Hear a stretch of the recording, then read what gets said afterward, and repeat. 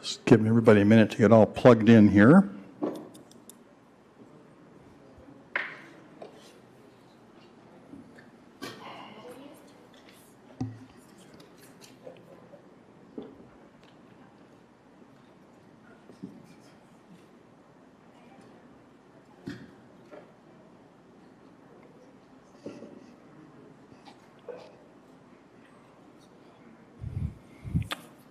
All right, ready to go then. So I just want to welcome everyone to the first business meeting of the Kalamazoo City Commission of 2025. And this is our second meeting of the evening. Nice to see my commissioner team back here again. It's nice to see great folks that work at the City of Kalamazoo here in the chambers with us. This is an important meeting that we have this evening. So first order of business is call to order and roll call. Clerk Moss. Commissioner Cooney. Present. Commissioner Decker. Present. Commissioner Hoffman. Present. Commissioner Pradel. Present. Commissioner Wilson. Present. Vice Mayor Hess. Present. Mayor Anderson. Here. Thank you, Clerk Moss. We are honored this evening for our opening ceremony to have Reverend David Zomer here from the Bethany Reformed Church, and he'll be coming forward in just a minute. And I would just remind everyone that I'll ask people to stand while he provides an invocation and then remain standing for the Pledge of Allegiance. Reverend Zomer.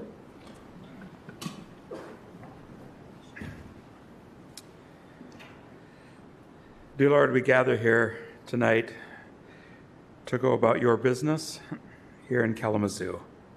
I ask a blessing upon each one of these commissioners as they seek your wisdom and guidance to provide leadership for our city, for all of its people. We also ask protection upon all those who work for this city so diligently. And we thank you for the freedom that we have to come together to do business and make decisions for all of your people. Amen. Amen. I pledge allegiance to the flag of the United States of America and to the republic for which it stands, one nation, under God, indivisible, with liberty and justice for all. Thank you again, Reverend Zomer. Appreciate it. Next, this evening is the adoption of the formal agenda. Commissioners, are there any items that are on G, the consent agenda, that you would like to have moved to H, the regular agenda? All right, seeing none, the agenda stands. Next, communications, COO Lamb.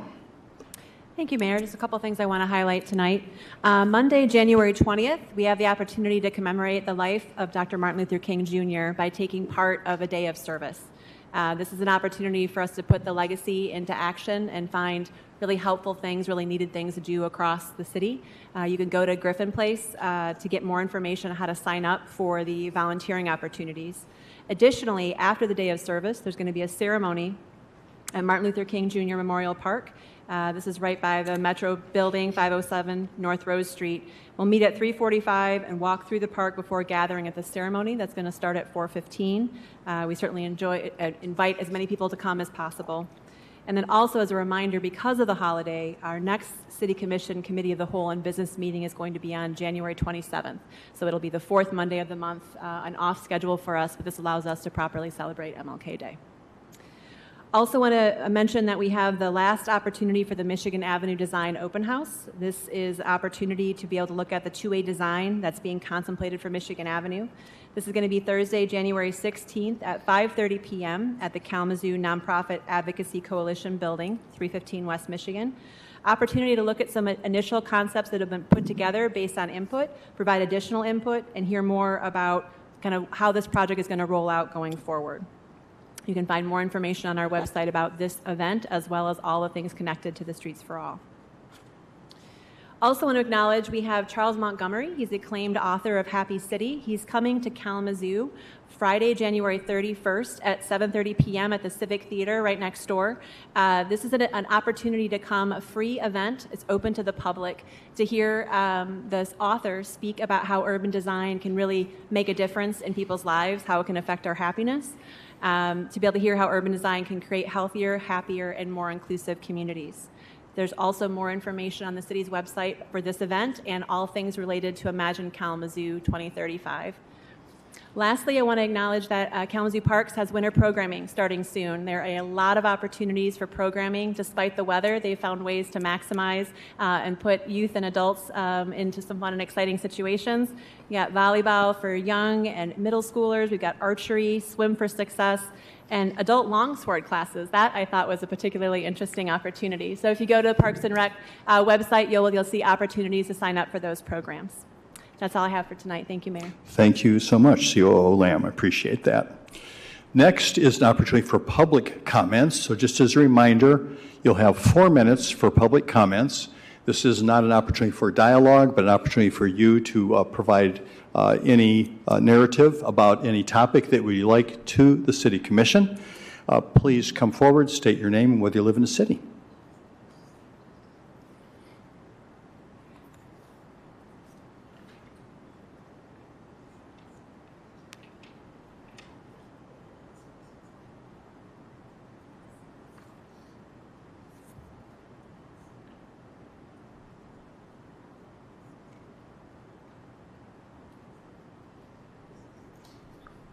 I have some pictures for you guys.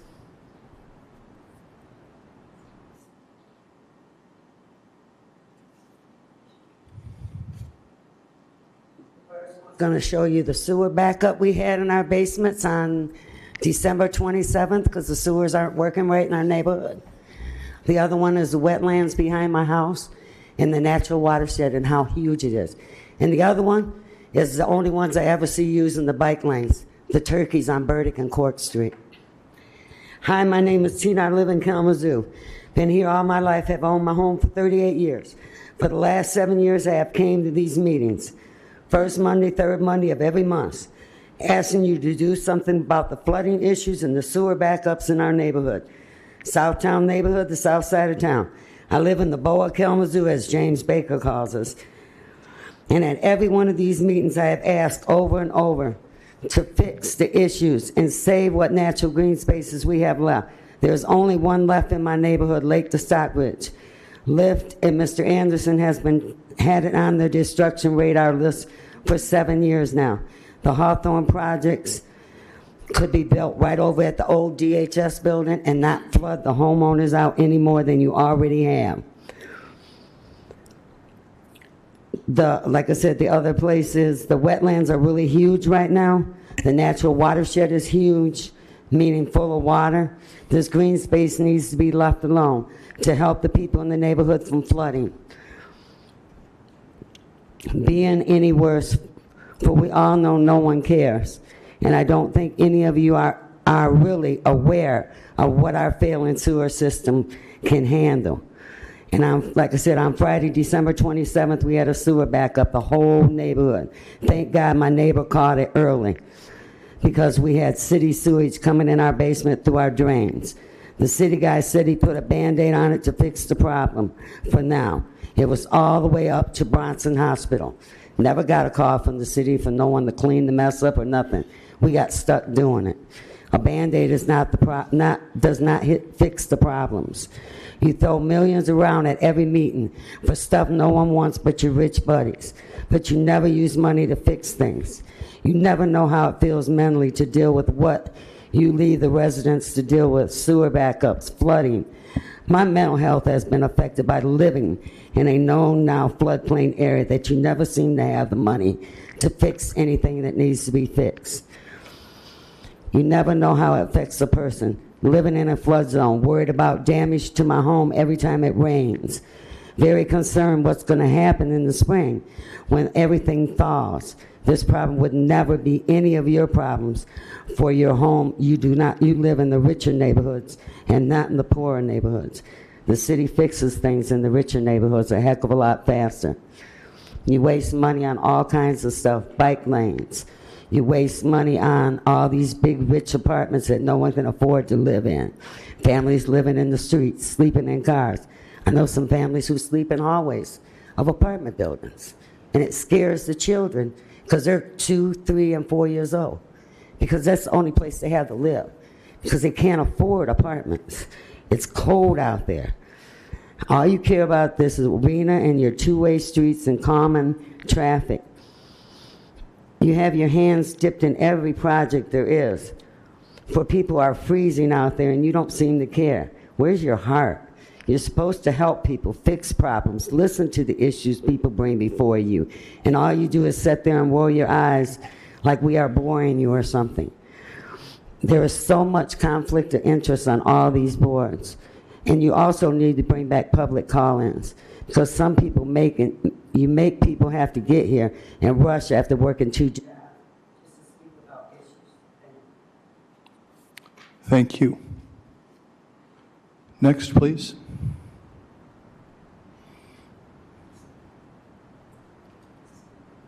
Sure. I'm Dave Zomer. I'm the senior minister at Bethany Reformed Church on South Burdick, just down from here.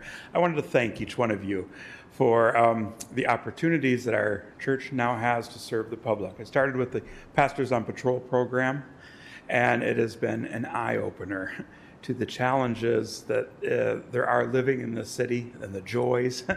And what a fine group of officers you have. I'm not saying that just because Chief Boyson's here tonight, but Vice Chief Green and all of the folks, Community Connect. Thank you for really making an effort to get the people connected with our public safety officers and trying to make our city better. So thank you for the opportunity to serve. Thank you. Is there anyone else in the chambers that would like to make a comment this evening? Seeing no one. Next is the consent agenda, G, COO Lamb. Thank you. Item 1, approval of a 2025 support services agreement with the Foundation for Excellence in the amount of $51,500. 2, approval of a 1-year contract extension with Dale W. Hubbard Incorporated for the disposal of Vector spoils for the water, wastewater, and stormwater departments in the amount of $168,500. 3, approval of the 2025 renewal with ASU Group for excess workers' compensation premium in the total amount of $217,107. 4, approval of a resolution authorizing the submission of a certified local government fiscal year 2025 grant program application to the Michigan State Historic Preservation Office to support the completion of a condition assessment report for the exterior of City Hall. 5, adoption of a Michigan Liquor Control Commission resolution to recommend approval of an application from 5135 Portage Road LLC for a B Hotel Class C resort liquor license to be located at 5155 Portage Road. 6, approval of a public utility easement with Bella Mead Condominium Association for the installation and operation of an auto flusher as part of the Belle Mead Condominium Association in Texas Township. 7, approval of the following reappointments to boards, commissions, and committees, and waive City Commission Rules 12E and 12K regarding term limits and dual board memberships. The reappointment of Michael Anderson to the Board of Review for Assessments for a term expiring on January 31st, 2028. The reappointment of William Gladstone III to the Board of Review for Assessments for a term expiring on January 31st, 2028. The reappointment of H. Charles Kiplinger to the Board of Reviews for Assessments for a term expiring on January 31st, 2028. The reappointment of Linda Service to the Board of Review for Assessments for a term expiring on January 31st, 2028. And the reappointment of Dr. Randy Eberts to the Employee Retirement System Board of Trustees for a term expiring on March 31st, 2027. Thank you very much, COO Lamb. I appreciate it. Commissioners, the requested action is a motion to approve items 1 through 7 and authorize the city manager to sign all related documents on behalf of the city. Is there a motion? Motion made by Commissioner Decker. Support. Supported by Vice Mayor Hess. Clerk Moss, please call the roll. Commissioner Decker. Yes. Commissioner Hoffman. Yes. Commissioner Pradle. Yes. Commissioner Wilson. Yes. Vice Mayor Hess. Yes. Mayor Anderson. Yes. Commissioner Cooney. Yes. Thank you, Clerk Morris, and thank you, Commissioners. The items on the consent agenda are approved. Now the regular agenda, COO Lamb.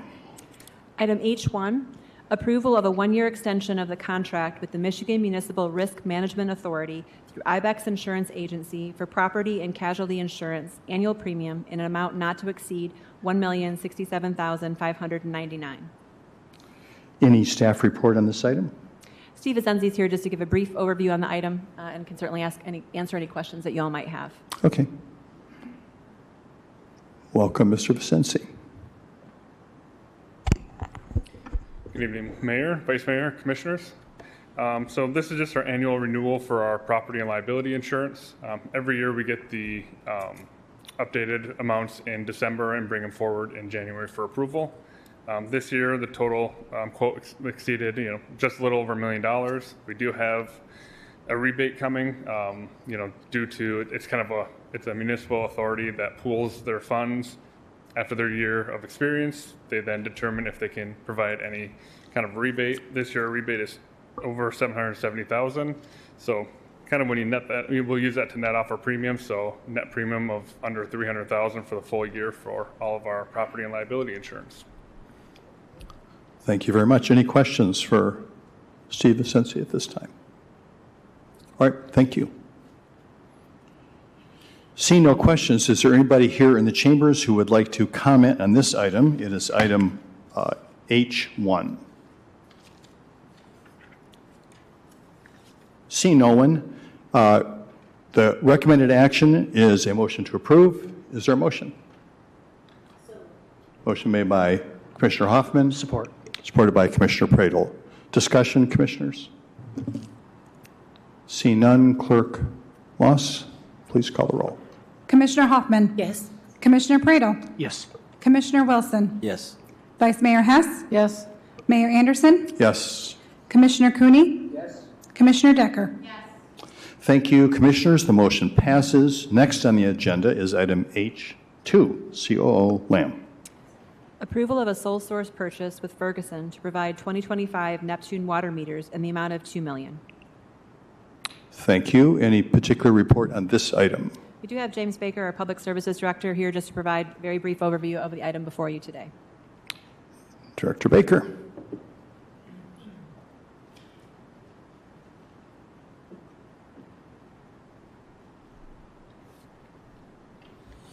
Good evening. Thank you, Your Honor. Thank you, City Commissioners. Just want to provide some highlights. This is a routine and operational item. This is something in a program that we do every year. We were able to increase the funding for this program. So in previous years, this line item amount was lower. And that increase in funding is due in part to our capital improvement program. And that's to support our continued smart meter replacement program. So that smart meter replacement program's described within the memo, and I just provide some highlights. It's through attrition. So anytime we come out to a house to make a repair, we're not repairing old meters. We're replacing old meters with new smart meters. Additionally, all of our lead work. So anytime we're in a home to do a lead service line, for example, and we've got under contract 1,300 of those to start in Edison, that smart meter replacements are part of that work. We've also have cooperative work engagements with Gull Lake Sewer and Water Authority to do smart meter replacements in mass in Richland Township. So we're kind of working all throughout all of our system in many different ways to optimize our footprint to be able to install smart meters across the whole system so that we can get more meters in the system, which the eventual goal, and we're still a few years away from that, would be able to offer monthly billing, where right now we're at quarterly billing. So that's the ultimate end goal that we're working towards. And I can answer any questions that you may have on that. Thank you, Director Baker. Commissioner Pradel. Just a quick clarification. So the three predominant areas that these meters would go, I believe west of 131 area over there, Richland Township, and then the lion's share of them would be associated with the lead service line replacements in Edison. So this proposed, the $2 million proposed will go, the lion's share of that would go to Edison, and then areas that are kind of west of 131 and south of 94. The Richland area, those meters have already been purchased, and some of the other areas of meters have already been completed. Cool. Thanks. Thank you. Commissioner Decker. Thank you, Mayor. Thank you, Director Baker. 'Cause, I've asked this all the time, so thanks for talking about the monthly billing. If you can just remind us, how many how many smart meters do we still have to replace in the city? So we have, I'll talk about the system. Or yeah, I mean the system Which is in whole, 11 different municipalities. We've got broad numbers, about 45,000 meters out in the system. We've completed about 7,500 of those, and then we've got work already under contract for another 1,500. And then this, what's kind of in front of you here, now gives us another 1,500 to 2,000, depending on what size they are, that sort of thing. So we still have, round numbers, somewhere in the 30,000 meters yet to go. So there's a lot of work happening, but a lot of work yet to come. Okay, thank you for that. You just answered my next question about how many that was going to purchase with the $2 million. So, all right, thank you. Thank you. Well, I do have another question. Do you anticipate, because this is definitely something you want to have done in the city, I think it's going to benefit the residents when we can go to monthly billing.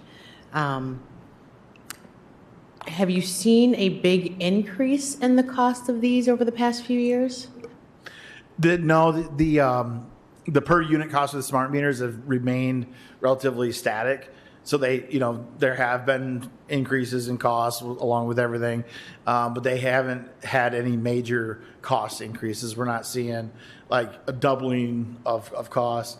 The price for just a meter on hand is about $350 for the small size, and that remains typical for it. Majority of the cost would be if we have to send staff out to actually install them. So that's where we're trying to coordinate that work with lead service line replacement or, work in other areas. Okay, thank you. Thank you, Commissioner Decker. Commissioner Praedel. Another question for you. I was wondering when I was reading through the packet last night for the smart meters, it's obviously going to take some time to get this all done because of the costs, and there's definitely some strong benefits to it. What's the typical shelf life or life expectancy of one of the meters? And the reason I ask is just, is it one of those situations where pretty much once we're done installing them all, we're going to have to go back and start from the first place to upgrade them, or do they have a pretty long, have decent longevity? Yeah, they have a pretty long shelf life. Our estimated life for a meter is about 25 years.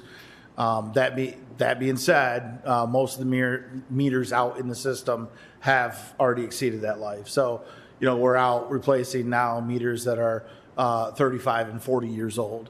So that is an aspect that we are looking at. Some of the challenges with this program is that we really need to have like a $8 to $12 million annual program for smart meter installations.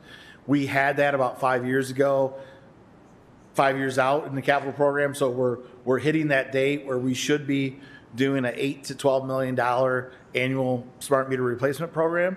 But due to other concerns or other priorities, if you will, within the water CIP, where we've had to focus on lead and PFAS and treatment at stations, we've had to reprioritize that. So as more dollars have gone to lead and PFAS treatment and station improvements and cast iron water main replacements, we've reduced that line item for smart meters.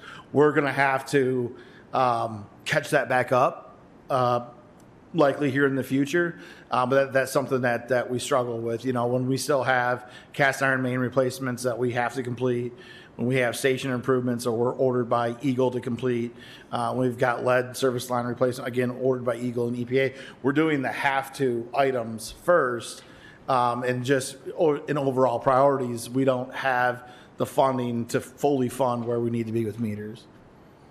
I also want to just quickly thank you. I feel like I learn something every single time we have a new commission meeting. We were joking tonight that we learned what Vector spoils are for the first time in one of the consent agenda items. So thank you for enlightening us with that. Yeah, thank you.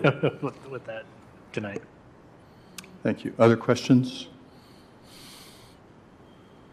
All right, seeing none, thank you, Director Baker. Now is the opportunity for anyone here in the chambers to comment on this item. This is item H2. Seeing no one, the recommended action is a motion to approve. Is there a motion? So moved. Motion made by Commissioner Pradel, supported by Commissioner Cooney. Any discussion? Yeah, Commissioner Pradel. One of the things I just wanted to thank Director Baker and his team for is I think this is another really good example of where they're trying to make the best use of residents' inconvenience with these sort of changes. So, you look at a large lion's share of these $2 million of smart meters are going into the Edison neighborhood where we're doing lead service replacement at a mass scale. And, we're already going to have to go into people's basements in many cases or inconvenience homeowners to make that process happen. So instead of having to inconvenience people twice, it's going to enable them to go into the home and take care of both things at the same time. So I just really appreciate that kind of intentionality and care for residents to try to minimize inconvenience for residents to try to make these changes and upgrades. Thank you, Commissioner Pradel. Any other discussion? Seeing none, Clerk Moss, please call the roll. Commissioner Pradel? Yes. Commissioner Wilson? Yes. Vice Mayor Hess? Yes. Mayor Anderson? Yes. Commissioner Cooney? Yes. Commissioner Decker? Yes. Commissioner Hoffman? Yes. Thank you very much, Commissioners. The motion passes. Next on the agenda is item H3. COO Lamb. Thank you. Approval of a contract supplemental change order with Republic Waste Services for single-stream recycling services in the amount of $2,663,514. I know we did have a committee of the whole just prior to this, where we talked about this to some extent, but is there any special report on this item? Director Baker is here to answer any questions if you all have. Questions, Commissioners? Director Baker. All right. Seeing no questions, is there anyone in the chambers that wants to comment on this item as item H3 on the regular agenda? Seeing no one, the recommended action is a motion to approve. Is there a motion? So moved. Motion made by Commissioner Wilson, Support. supported by Vice Mayor Hess. Discussion, Commissioners? See none. Oh, I'm sorry. I didn't see you. Yeah. Vice Mayor. Just really quickly, at the Committee of the Whole, we did talk with Chris Broadbent, the solid waste coordinator, about some recycling services. We did have a grant from the city to be able to send out information about educating about this recycling program and what can and cannot go into our recycling containers. After the meeting, talking to Chris, approximately 15.2% of our recycling stream is contaminated, which means it can't be recycled. So it's really important that we continue to educate ourselves and our neighbors and this community about what can and can't be recycled.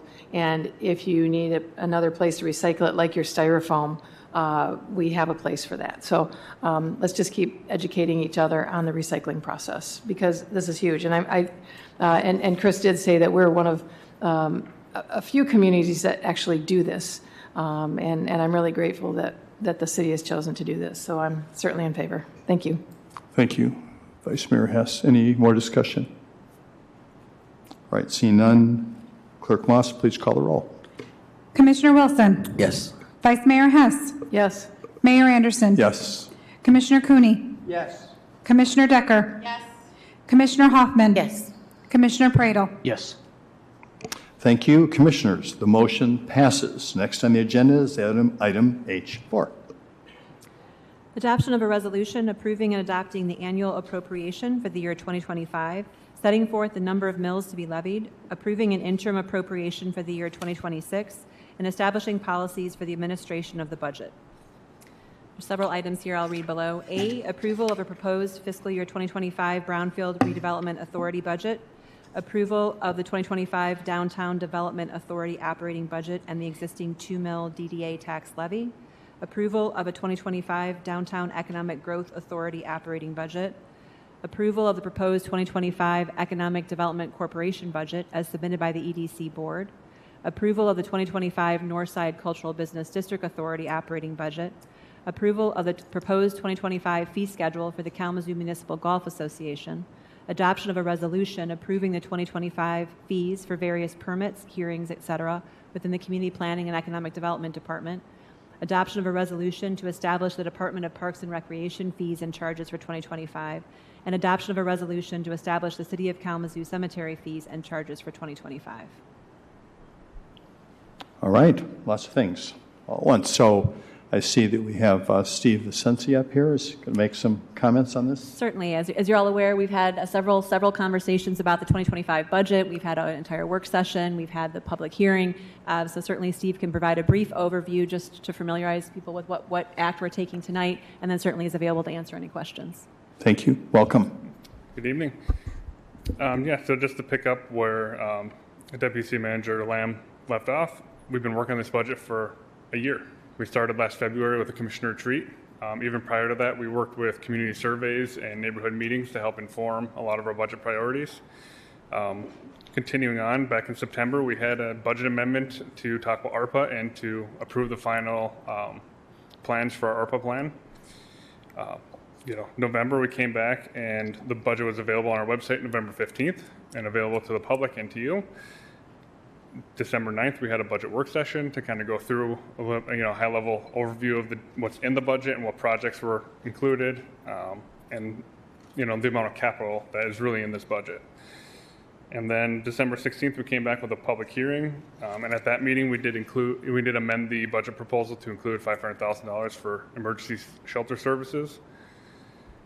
And then just to kind of highlight a little bit else, looking at the approvals that you're looking at tonight.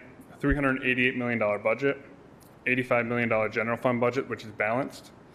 And then you're also approving the millage rates for the city operating and solid waste. It also includes the millage rate for the downtown with the DDA. And then we're also approving not just the city's budget, but all of our component units, our DDA, our DAGA, Northside Cultural Business Authority, District Authority, our EDC. So really this encompasses not just the city's core budget, but then all those other boards and authorities that also do the work of the city that we oversee and are financially responsible for. So with all of that, I'm here for questions or comments. Thank you very much. Appreciate you being here.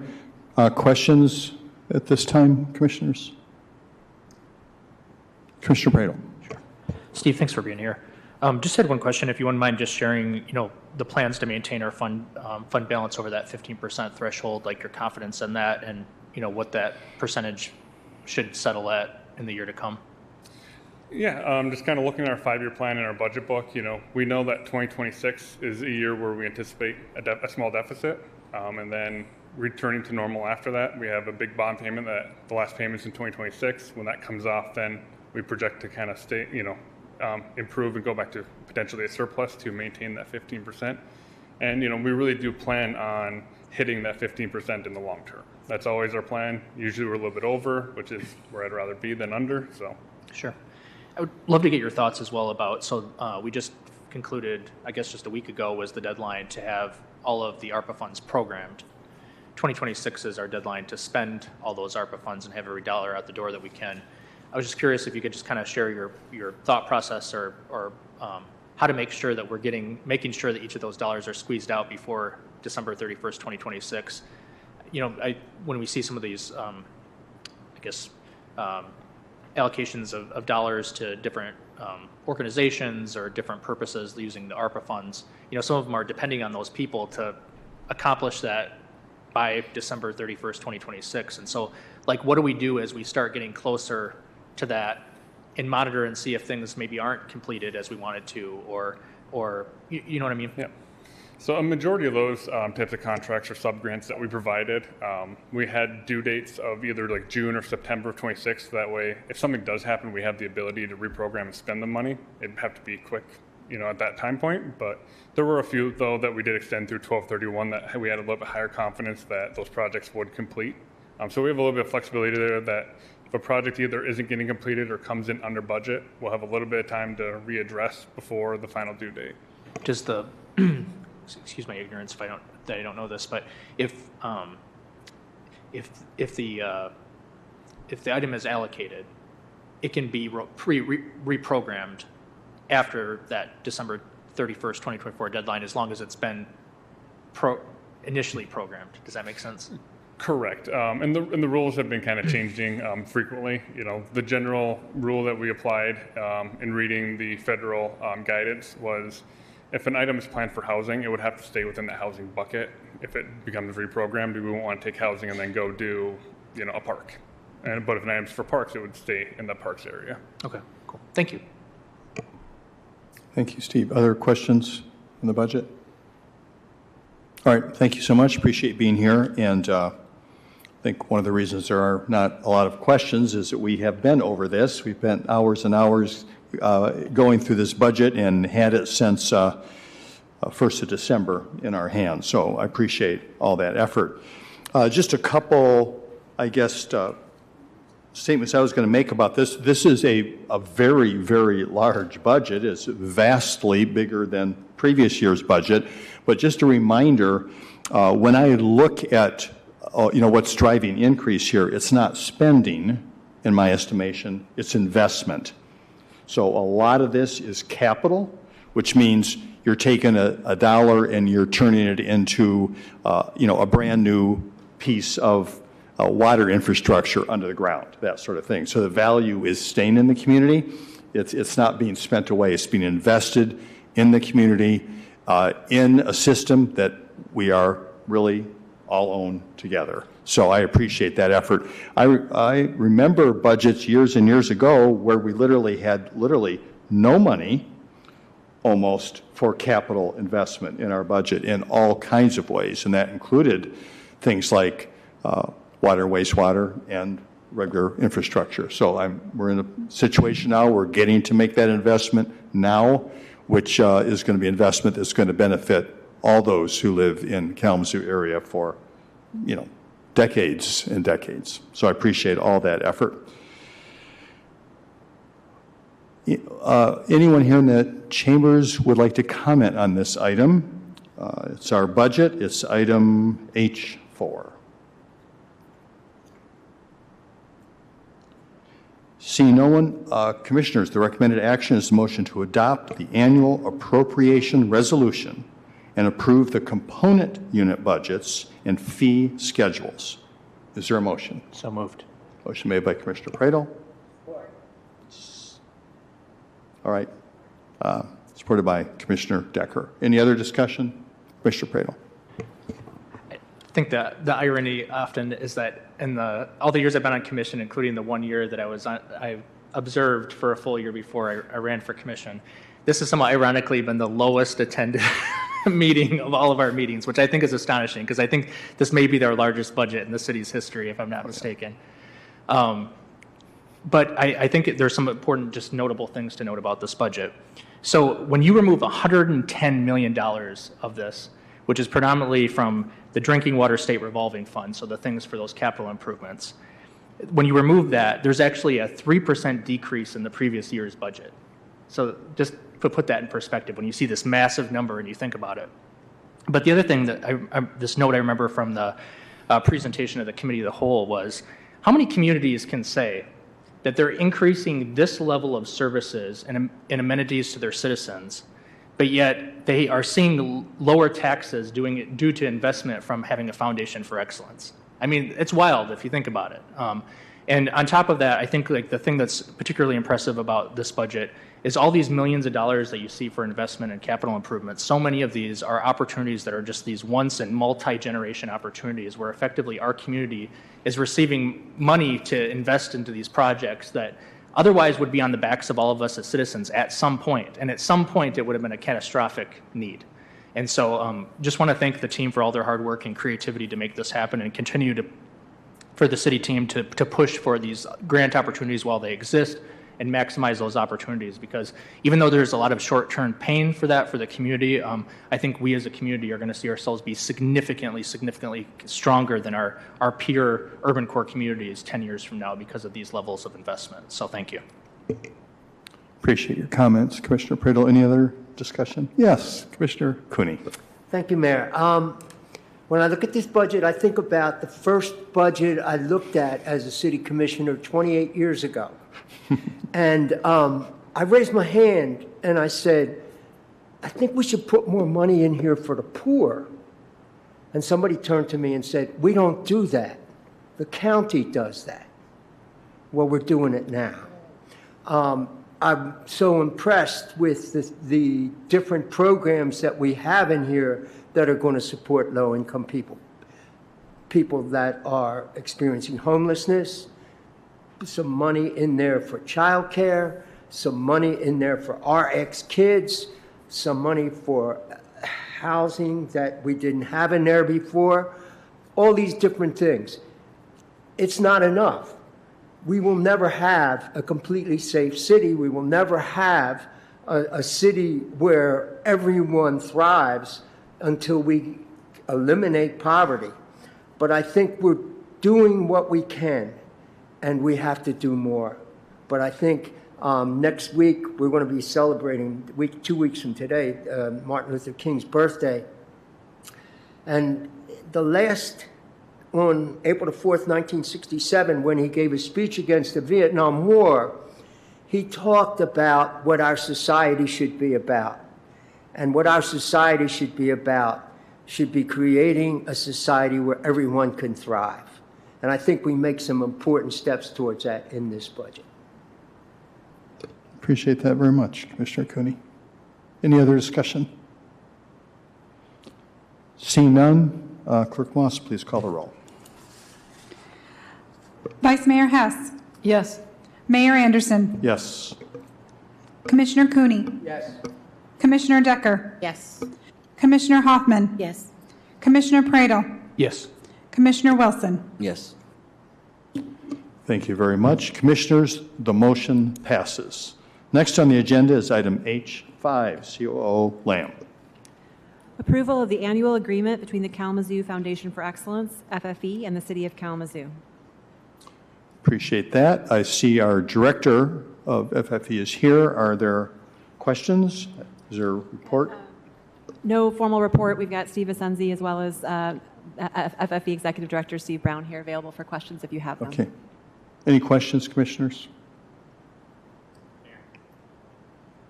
Can we just really quickly just have a brief synopsis on one item I'm particularly excited about? This is the home share program.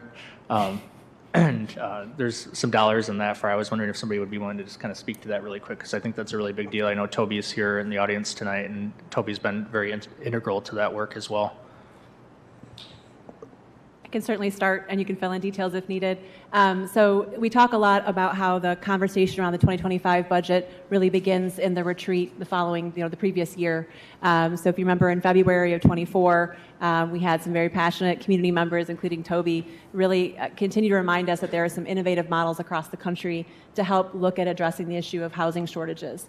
I think what I appreciate is what's brought up is not only are we looking to create more units available to individuals, but the home share model can pair individuals that have perhaps more housing than they need with individuals that need housing, but can also create income opportunities. It can create partnership opportunities. It can help people find companionship. So I want to acknowledge the work of community members and the champion, Commissioner Pradle, to bring this concept forward. There'd already been some really exciting conversations with Milestone Senior Services. We're very eager and willing to explore how this model might work. So the budget that's before you this evening really allows for funding to do some feasibility, to understand what would this home share model look like. And we have great examples that have been provided to us across the country where this has been done successfully. So the thought is, let's invest in exploring what that would look like, what the impact could be, and then be able to come back after this has been done to make recommendations where we go from here. Yeah, I think it's been a huge demand for like transitional housing in our community, and this is one of those solutions that could almost instantaneously, the second you turn it on, accomplish that for people who, A, for people who are looking to stay in their homes, but B, for people who are looking for a temporary solution. So thank you for taking it seriously. I know we get, during the retreat, you give out Post-it notes and you have to vote with your Post-it notes. I almost used all my Post-it notes to get that one thing over the finish line, so thank you.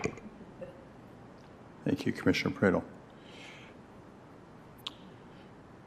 Now is the opportunity then for anyone who's here in the chambers to comment on this item. It's item H5. Seeing no one, the recommended action is a motion to approve. Is there a motion? So moved. Motion made by Commissioner Decker. Supported by Commissioner Cooney. Any further discussion, commissioners? All right. Clerk Moss, please call the roll. Mayor Anderson. Yes. Commissioner Cooney. Yes. Commissioner Decker. Yes. Commissioner Hoffman. Yes. Commissioner Pradel. I'm abstaining from H5 because of my employer. Commissioner Wilson. Yes. Vice Mayor Hess. Yes.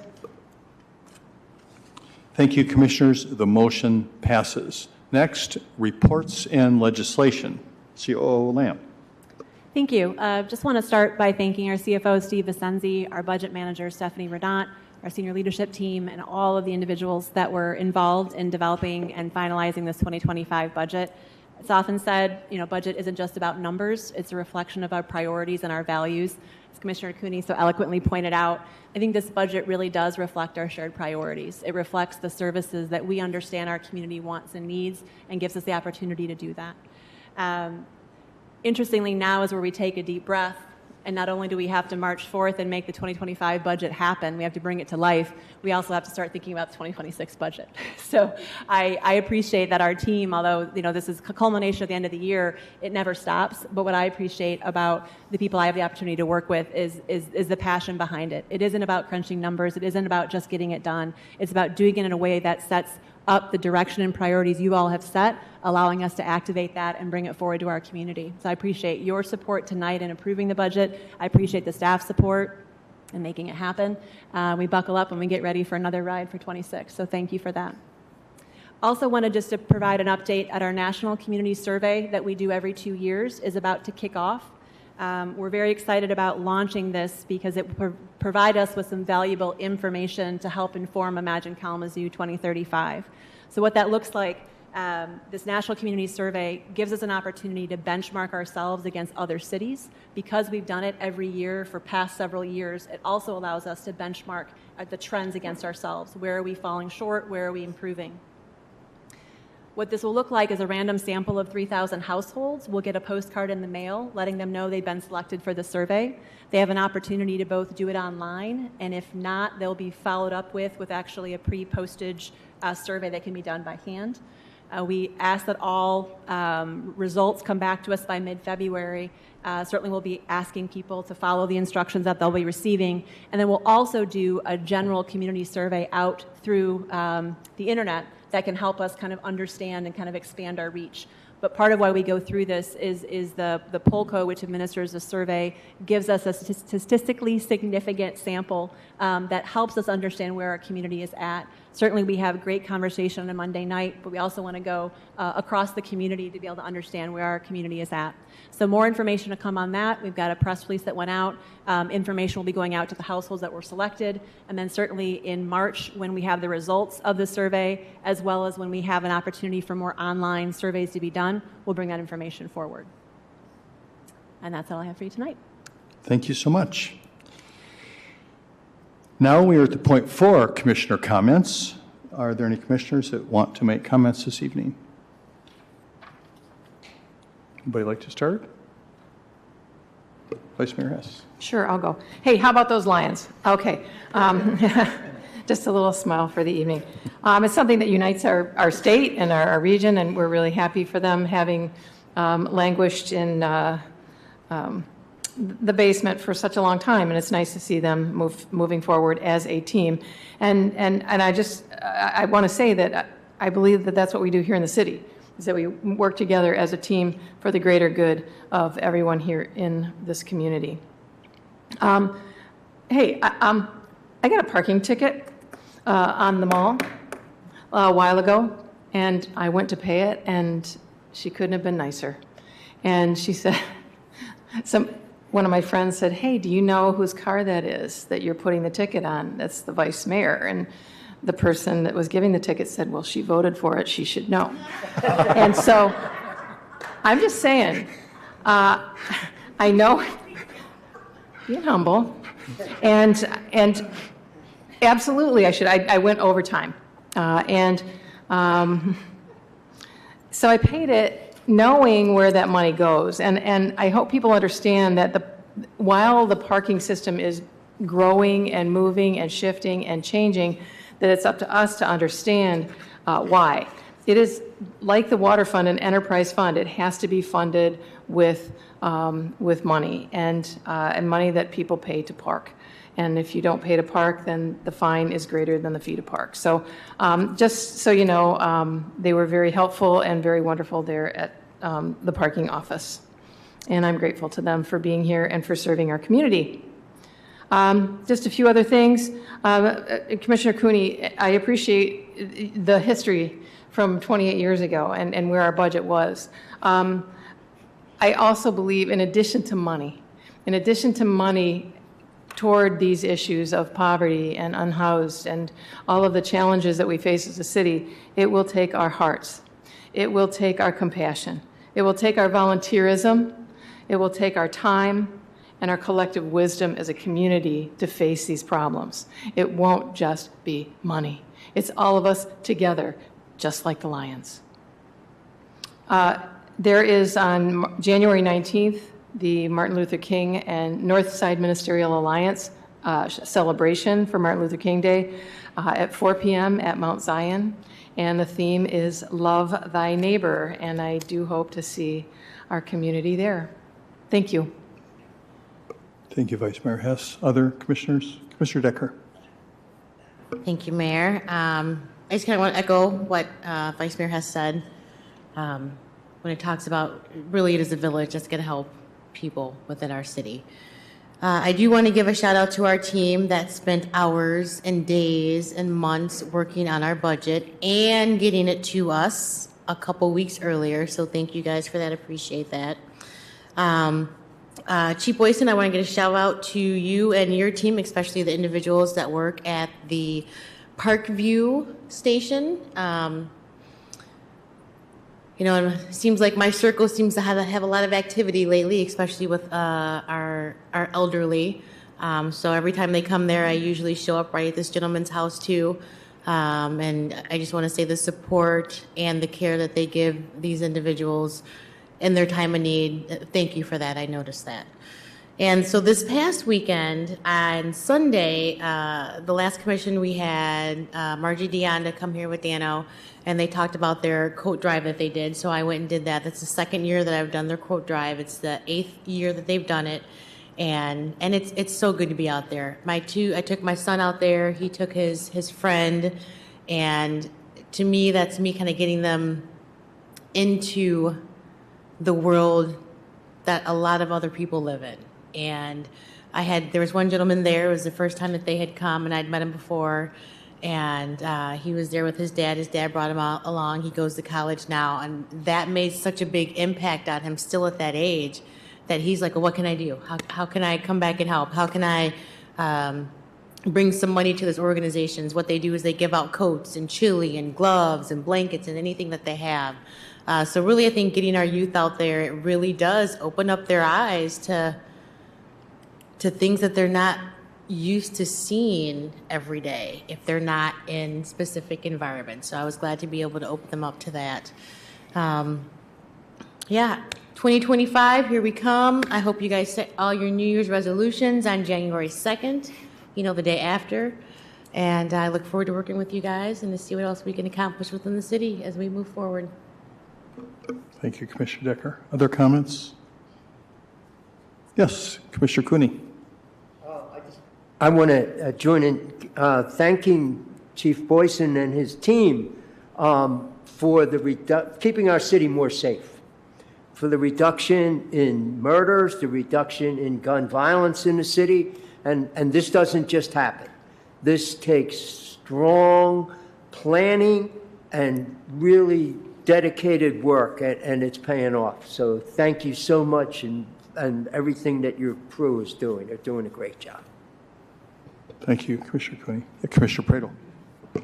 Usually to just thank our team from the city. We have 718 employees now effectively after this new budget. And a large portion of those employees, they don't really have a, Christmas Day holiday or Hanukkah Day, Hanukkah celebration like they may be able to, or a New Year's Eve like most people would encounter, because they're doing the work for the residents of the city of Kalamazoo, whether it be water main breaks or calls for public safety.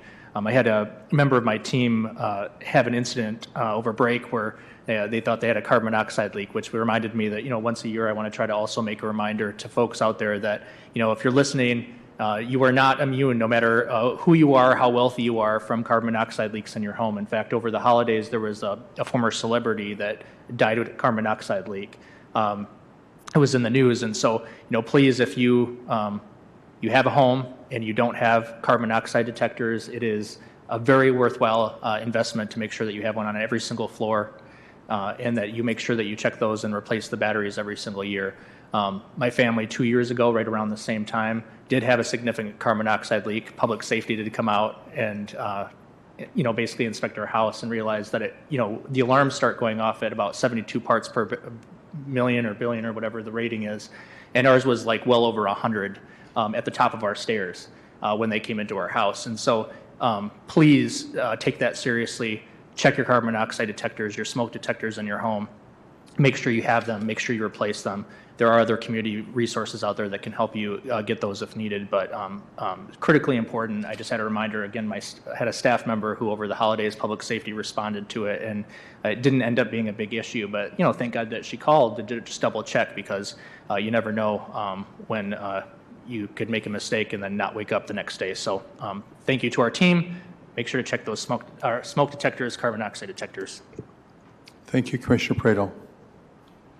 I think that's generally it for comments this evening, so I will just finish up then.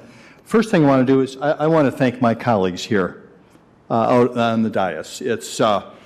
This is, in many ways a semi-volunteer activity that we all participate in, and I just really, really can't tell you how appreciative I am of everyone's attention and commitment and devotion to this, and to keep doing this work and to try to work together doing that. I mean, it is so meaningful to me, and I think it's very, very helpful for our whole community. So I just want to say thank you, everyone here. It's interesting this evening, we, with very little fanfare, as you recognize, pass our budget, which is one of the biggest things we do here for 2025. But I also want to remind everybody, you already mentioned it, COO Lamb, that the first input we're getting for next year's budget is starting right away. We're going to be asking with folks who will get this community survey card to fill it out, please.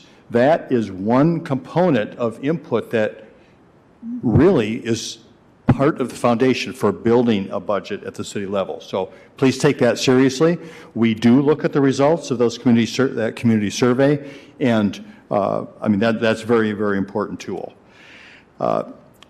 Another thing, on a little more personal level for me, I just want to say that a thank you actually to the neurological department at Bronson, Dr. Fabi and his team. I had a family medical emergency, which ended up needing to have some emergency surgery by neurosurgeon, who's Dr. Fabi here in town. And I just want to say it was working with the entire Bronson team was really impressive. And I'm talking about all the way across the board, from the surgeon to the support team to the people who were,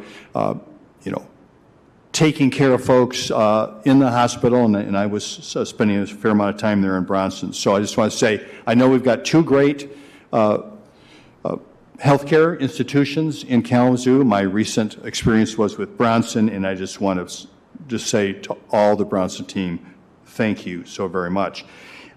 One thing it reminds me is that whether you're talking about a homeless shelter, whether you're talking about a hospital, whether it's Christmas Eve or Christmas Day or whatever it is, somebody's working. And someone's got to be willing to do that and bring their best selves to that. And that's what I felt like. And that comes right back here to our own team here at the city. And everyone's remarked on that. But same thing. We've got public services folks and we've got public safety folks who, holiday or no, are out there doing their work, being on call, doing the shifts, want to do everything they can to keep people safe here in Kalamazoo. And so I just want us to make sure we never forget that, especially around the holidays, but also on these cold nights when I don't feel like being outside. And somebody's out there. So thank you so much to the whole team here at the city. Appreciate all the efforts on the budget and looking forward to starting that preparation work for next year already. I love you, Kalamazoo. We're adjourned.